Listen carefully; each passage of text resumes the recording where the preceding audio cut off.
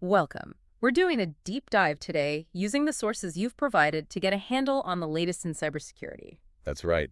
And we've got quite a mix here. Everything from, Gen AI risks to malware, even cybercrime busts. A really broad snapshot of what's happening right now. So our aim is simple. Unpack the key info quickly so you're up to speed. Okay, let's jump in. All right.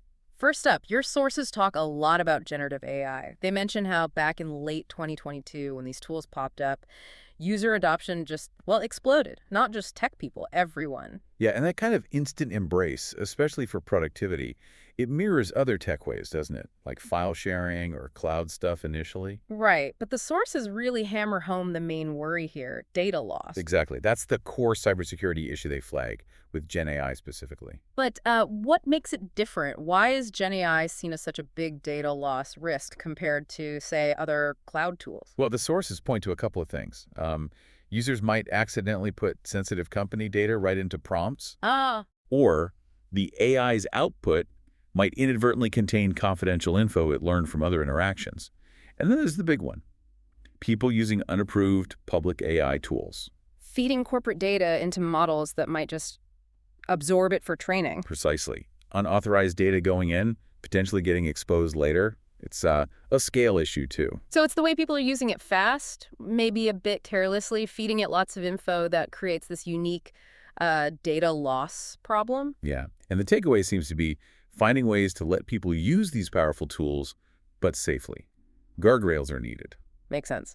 Okay, shifting gears a bit. Your sources also cover some good news. A big tech support scam operation was taken down, based in India, targeting Japan. That's the one. A really impressive international effort, actually. India's CBI, the Central Bureau of Investigation, they worked with Microsoft on this. Collaboration seems key there. Totally. The sources describe it as a pretty sophisticated scam, hitting Japanese citizens specifically, transnational. And the bust itself. Happened May 28, 2025.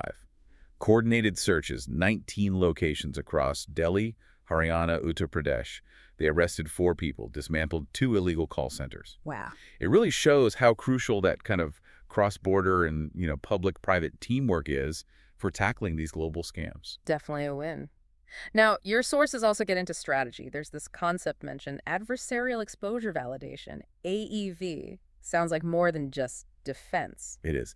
The fundamental idea presented is that good security means you have to kind of inhabit the attacker's mindset.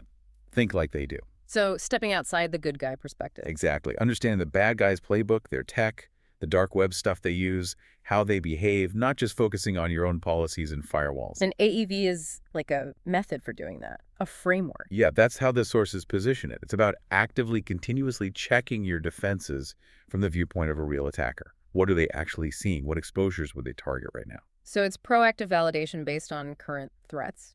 Right. Not just standard pen testing, but really focusing on mitigating the exposures attackers are likely to exploit today. The sources argue it's pretty essential. Okay. And speaking of attackers, there's detail in your sources about a specific incident in Ukraine. Critical infrastructure hit in 2025. Yes, with a new PathWiper Malware. Cisco Talos apparently named it PathWiper. Data wipers are nasty. But what's really striking here? Well, this is the kicker. The sources indicate PathWiper wasn't spread through, like phishing or exploiting a vulnerability in the usual sense. It was deployed using a legitimate endpoint administration framework. Wait, using the tools meant to manage the systems. Exactly, that's the implication. Attackers likely got access to the admin console itself and used its power to push the wiper out. That's concerning, weaponizing trusted internal systems. It really highlights a different kind of threat vector compromising the management layer, the tools that already have broad, legitimate access. Shifts the focus, doesn't it? Securing the admin tools becomes paramount. Okay, one last area from your sources, Chrome extensions. Ah, yes, the more everyday risks.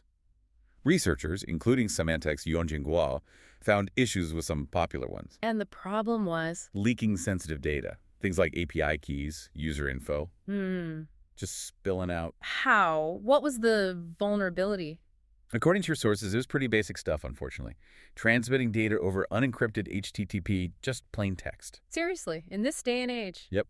That and hard-coding secrets, like API keys, directly into the extension's code itself. Just sitting there. Wow. A reminder that even common tools can be risky if the fundamentals aren't right. Attackers love those easy openings. They really do. It shows basic security hygiene is still so important. Okay, so pulling this all together from your sources, we've seen the risks with fast adopted tech like Gen AI, but also successful crackdowns on scams through cooperation. Right, and then strategic thinking like AEV, trying to get ahead of attackers. Plus, these really sophisticated attacks using admin tools and, well, basic flaws still being exploited in common software. It really paints a picture of a complex landscape, doesn't it? Understanding these different angles gives you, the listener, a much clearer view of what's happening. Absolutely. From user behavior to nation-state tactics to simple coding errors, it's all part of the current digital reality. Which leads to a big question, really. With technology getting more powerful and accessible all the time, how do we keep striking that balance between usability and security? What does all this mean for how you use tech every day? Yeah, and thinking about the methods we just discussed, exploiting user trust, basic flaws, compromising legitimate systems, where should the focus be for defense? And maybe more importantly, how can individuals play a more active role beyond just hoping the software is secure? That's something to consider.